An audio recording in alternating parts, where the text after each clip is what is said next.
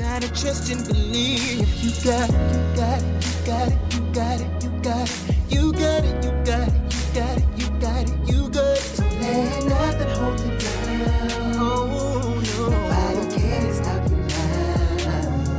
Oh. What's up, everybody? I am Van Swan, and you are watching Conversation with Van. On today's episode, I get the opportunity to talk to somebody who is a powerful woman of God. She is an evangelist. The word for the week that the Lord has given me to share with everyone is recover all. She's an author.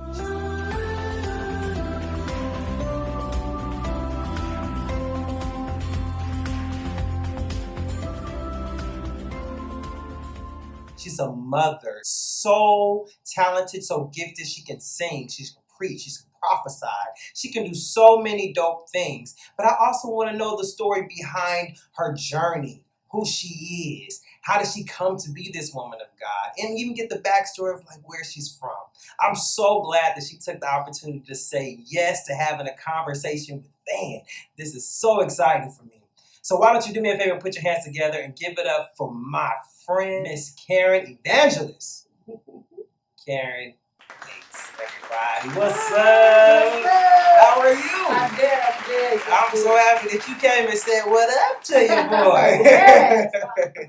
Yes. So look, let's just talk. This is a real chill conversation. We don't have to be super deep, super official, super formal. It's just really us just having a conversation and just talking. Okay. So first I want to know, where are you from?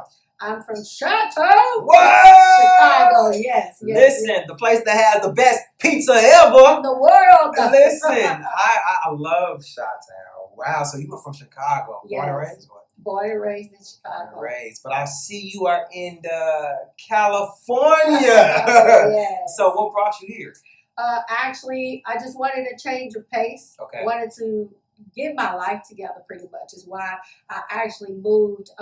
And my boyfriend at the time, who turned into my husband after I got here, had family out here. And so we decided, let's just change the pace a little bit. And so that's how we ended up here in California. It was like, you get to that epiphany in your life where it's like, I need to do something with myself, and my children they were still young, but not as old. So I just wanted to do something more with my life for them. So take me back to Miss Young Karen. What was she doing? What was she like? I was in the club getting tipsy. For real? That's who you were? No, not evangelist. Not evangelist, really? Yes. So that was so you were partying. I was Monday through Sunday, Thursday through Sunday through I was there. So when did that start? Was that high school year? Probably later on in my life is when that started, because before I wasn't like the party type or whatever, but then you have things happen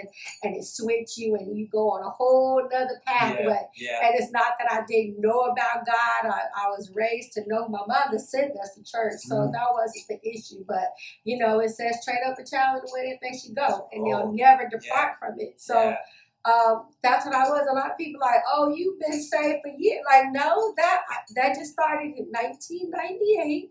Wow. It was going to 99, and I came to California because before that, I didn't go to church. So was it the change of scenery? Because Chicago is known for being a rough area, so you had to grow up with maybe perhaps a hard exterior. Was that you? Were you fighting back in the day, or was it fighting back in the day, hanging with the gang bangers, the whole nine? Yes. Wow! But you said that your mother sent you to church, so you had an upbringing in the church. What is funny, because my mama didn't go, but she sent us. She Okay. didn't go, but she said that like, y'all going to church. Why do you think that was? Did she have a disposition about church, or do you think that why was it a sin type of thing as opposed to we're going to church as a family? Why do you think that was? Because I don't think she just was in that portion of her life where she was ready to do, you know what I'm saying? She knew what to do as far as God and church was concerned, and so she did. And it so happened when because my mother had me when she was 17, and then 18 she had my brother, then 19 she had my sister, so it was like we were right behind each other. Just you three? Yeah, she was young. No, I have one more sister. And she just was young and she really didn't know what to do as far as going to church, this, that, and the other. So she had a lot going on in her life. And when we moved, she had her first apartment. We moved into the projects and by the Taylor homes. And when we moved in, there was another family that had moved out. Okay. That lady, her name was Mozella Washington. Okay. She ended up talking to my mom, and we ended up becoming really close with them. Okay. And she started taking us to church. Wow. Yeah. Wow. And actually, That ram in she the bush, just huh? passed away Oh, I'm about sorry a to hear month or that. so ago. So, Sorry to hear but that. I was really happy that she got to see, you know, like, I remember my first Yeah. shut-in, like, Yeah. you took me. Yeah. And look at me And now. she gets So, to see that. yeah, Wow. To she see did. the transformation. Oh, wow. So take me back to 98. We came here in 98, and like I said, I was looking for something new, something different. I needed to change my pace of life. And when we got here, his family actually was the ones that was going to church. His cousin, my husband, my Okay. ex-husband's, his church. She was the one that was going to church. Her name is Angela Billy. Okay. She was going to church, and we ended up, you know, it was just, you knew that something was missing, you know, and it was like, okay, we don't come, we don't change, then we need to leave the club life alone. And like I said, I knew about God. Right. So it's like, you know what, let me try this because this life I'm living is chaotic, you know, and this is where I needed to be. And so when we came here, we were looking for a place to live and things like that. And had to live with her for a little bit. And we would just go to church with her. And that's where I met my spiritual parents at. And I connected with them and I rededicated my life. And I just been here ever since. Take me to the time you decided or the Lord called you to the ministry. Because now we're talking about, okay, I'm reconnected with God. But now I'm on a whole new level. Like you're calling me to something deeper. You're calling me to something that's even greater than I can even imagine. So what was that experience like? Like, do you remember when you got that voice or that whatever it was, that moment that said, daughter, I need you to speak, or I need you to preach, or I'm calling you to do something more, or tell your story, whatever it is. Because a lot of times people hide behind. I'm like surprised that the first thing that you said was, I need to drink.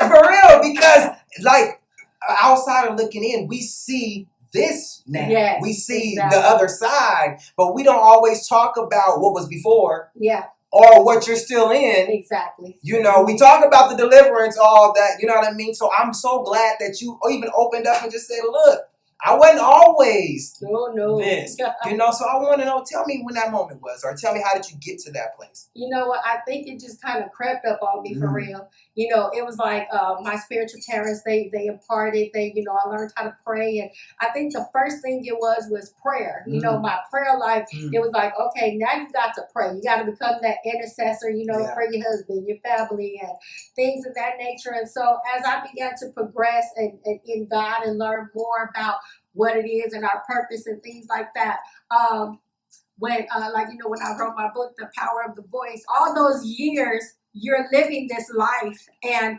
you don't even understand until God just shows you. And it was like one night I was sitting at home and the Lord just showed me, and I realized I didn't have a voice. Matter of fact, it was we started going through our divorce, and it was like really, really rough. He was gone back to Chicago, and I was there with the kids, you know, struggling trying to get this thing made. I lost my job after 5 years. Now I was the breadwinner, and I was all by myself with 3 little kids. Right. You know, and but I had faith, and I didn't even realize what was in me. But when all of that was said and done, I realized, okay, it's okay for me to have this change in my life. It's okay, and I gave myself permission to say it's okay to live. You know, and you ain't got to be so holy and so saint, because you know we could go from one extreme to the other. And I was looking at myself in the mirror one day, and I just realized, like, you don't laugh anymore. Oh wow! You used to like to laugh. Wow. You used to you went out everywhere. You were this out, and now it's like, what happened to her? Wow. What happened to her? You know, you're in Christ, but what happened to you? Right. And so sometimes we get in marriages and we get in relationship and we lose who we are. And I think that's what really happened. I lost who I was in that moment. And at that moment, God was saying, "But I want you to be you." And so, as my relationship grew, and when I was at a ministry for like 8-9 years, and I became the one of the leaders over the altar ministry. I remember.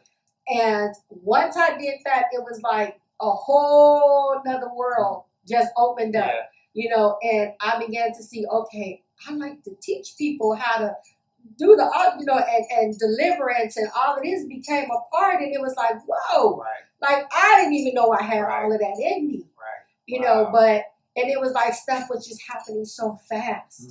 It was so fast. And then when I left that ministry after 8 or 9 years, and I went to another ministry, that's what my apostle I'm with now, he said, the Lord told me to ordain you, and I'm like, what? Me? Like, yeah. Me? I mean, it's okay. I'll teach a little something with it, but that's preaching. Right. That's a whole nother thing. Yeah. Than to get up here and talk. And I got to get up and talk, and I don't like the way my voice sounds. You know what I'm saying? Because all those years you had that inner voice, that silent voice, and stuff you wanted to say that you won't say or you couldn't say. And I used to journal a whole lot. So whatever I didn't say vocally, I just wrote it in my journal. But now it's at a point, and while we're there, even about why it was so difficult for me to even do the preaching thing. Yeah. When I was born with a cleft palate. And that didn't enable me to speak very clearly. So I was one of those children. Yeah, all of this. And so for years I lived with that. And I would try to sing, and people would be like, "Girl, you sound like you singing through your nose, or you this." You know what I'm saying? It was all of that. So I didn't grew up like, you can't even talk. And now you want me to speak and preach. Now you want me to sing. And all that kind of stuff, right. For real? Yeah. And literally it wasn't until probably 3-4 years ago when I actually had the surgery to close it. Oh, wow. Because I didn't even know that I could still get it done. So I started having a lot of allergy problems, and it was just so many issues. And so I went to the doctor because I said, you know what? I'm not taking another allergy pill, because I was taking like 3 and 4 pills a day, and I was like, I'm barely getting relief from it. And when I went there, that 30-minute appointment changed my life. He was like, you can get that closed. And I said, excuse me? He was like, well, yeah, you got a deviated septum, this, that, and the other. It's short, but we need to shave down the bones. They're enlarged. And he was like, but your cleft palate, you can get that closed. And I almost fell out the chair. That's why I say knowledge is power. Because you didn't even know. I had no clue. I knew they did it to babies. Right. But not adults. Right. I'm in my 30s, late 40s. So you could have been gotten it done. I could have been had it done. But you know what? I wouldn't change it for the world, because it made me who I am. Absolutely. And it made me persevere through what people might say is a disability or a disadvantage. Yeah. Even though, some nights I cry when people is like, oh, you talk through your nose, or or you say something, they're like, huh? Yeah. And you got to keep repeating yourself. So I wouldn't change it, because it made me who I am. And with the epiphany of who I am, I know your voice is important. And guess what? If you thought that, there are so many other people out there that think what they say don't matter. Right. Or don't vocalize it for what may happen if you vocalize this. This might happen. It might cause a rift in the family. Right. But you need to say something. But don't your say voice nothing. Exactly. matters. So it matters. It matters. It matters. That's all. Yeah. And maybe you are shy, or maybe you are timid, or maybe you don't like to speak. I say it all the time. People assume I like to talk. I don't. I can sing all day. But since I was a kid, I don't like to talk. Okay? I'll speak. I'll sing, but that's about it. But your voice matters. And somebody telling their story, you telling your story of how God has brought you from A to where you are now is like, wow. And being honest and transparent. People they're not transparent anymore in the church. We just came out the womb saved.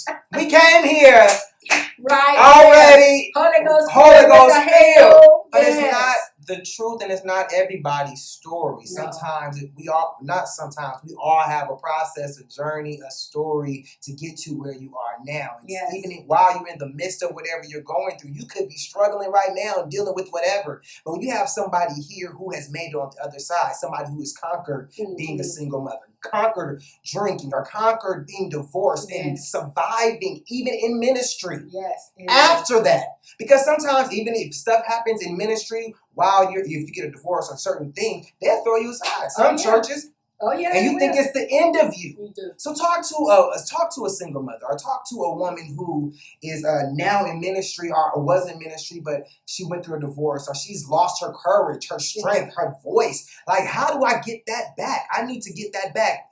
Evangelist, talk to me, because I need you to say something, because I'm going through a lot. First thing you got to understand is your voice matters. Don't let the enemy shut you up. You got to unmute yourself, because a lot of times we're dealing with things is because we have not spoken them out into the atmosphere. That is one of the enemy's greatest tactics, to keep your mouth shut. It says that life and death are in the power of the tongue. So if you're shutting up, if you're not saying anything, you're not creating anything in your life.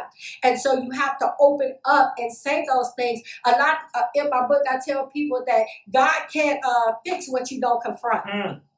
If you don't confront that thing head on and you keep hiding it in the closet, then it can't be dealt with. And it's not, I'm not going to sit here and tell them, oh, it's easy. Just love the Lord, thank God, and he's going to be on your side. No, it's work. If you're going to get your voice back, it's going to be work.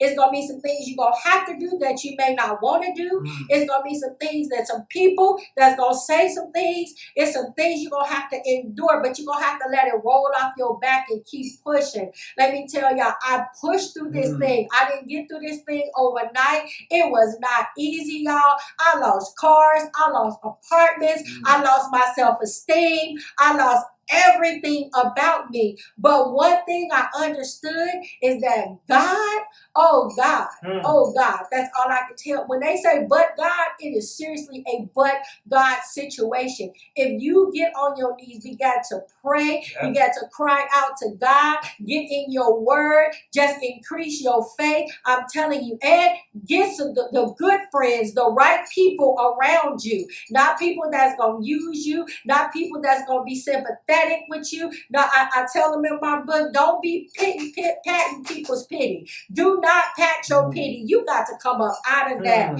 You got to come up out, because greater is he that is in you than he that is in the world. You can survive this thing. I am living proof that you can survive after divorce, after being left by yourself with 3 kids, 4 kids. I don't care how many you got. You are a survivor. If you are still here after all that you've been through, that means that there is a purpose for you. That means that God has a purpose and a plan for you. And all you got to do is seek him to find out what that plan is. Let that be the fire that burns within your belly. And I'm going to tell y'all, my children, they were my anchor. They were my thing, because it was like the whole purpose that I shifted my whole environment was so that they could have a better life. So my daughter, she was the oldest. She got to see her mama at the club and drinking and arguing and fight. She got to see that. And so to see it now, it's like, whoa. Like, she be like, y'all don't even know. Y'all ain't got a clue about where I used to be. You know, and like you were talking about earlier, with that hard exterior, let me tell you, I don't think it was anybody harder than me. And a lot of people would even meet me and be like, I'm not even going to talk to that girl. So how you going to be an evangelist if people don't want to talk to you? Because you look intimidated, or they don't want to, you know, and it's like, okay, Lord, you got to really help me with that. And he helped me with that, you know, and some people, whatever, but I ain't no fool either. You can survive this thing. You can make this thing. Get a plan. Write the vision. Make it plain. Let me tell y'all, my credit was horrible. Talk to him. Horrible, y'all.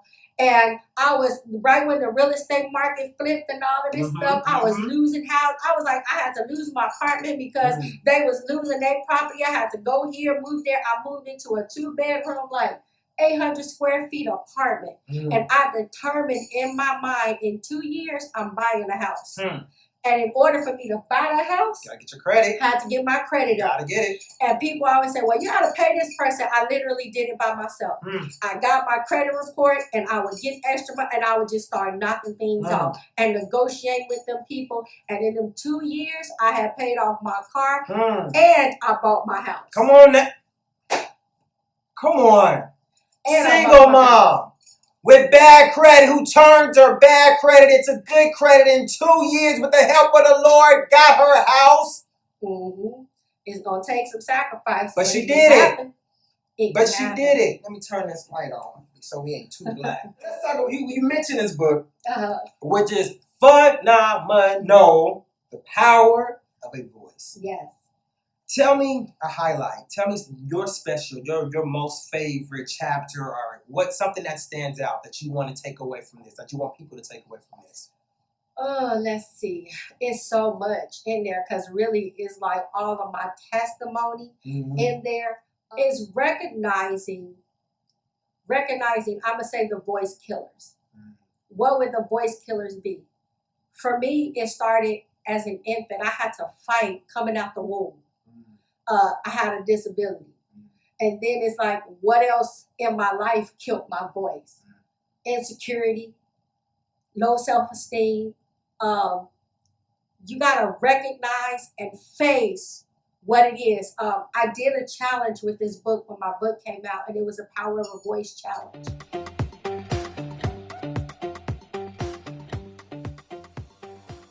And what I asked the women was to discover their voices.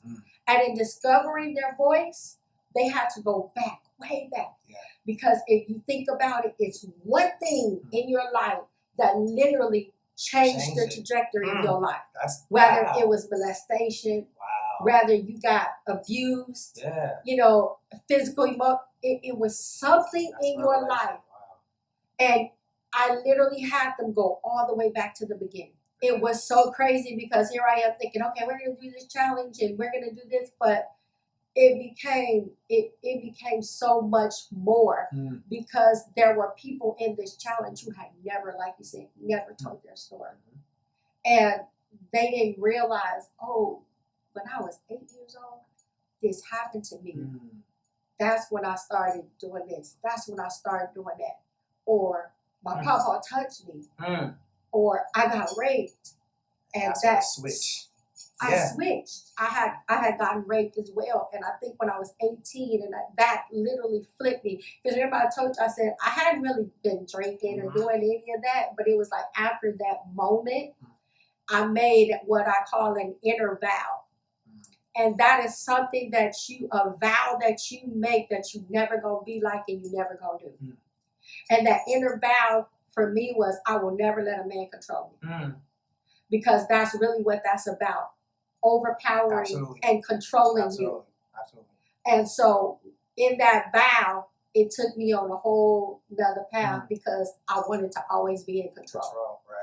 And so these women had to go back to that moment in time and say, wow, this is what changed my life. But I never spoke it. I never told nobody.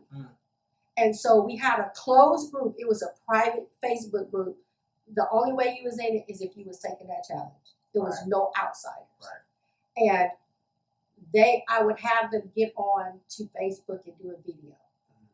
And it's like certain parts of different chapters, they would get on and do a video about that. Like what killed their voice. Or what happened to make you be this way. That's really cool. And they never spoke it out loud. Some of them had never even prayed out loud.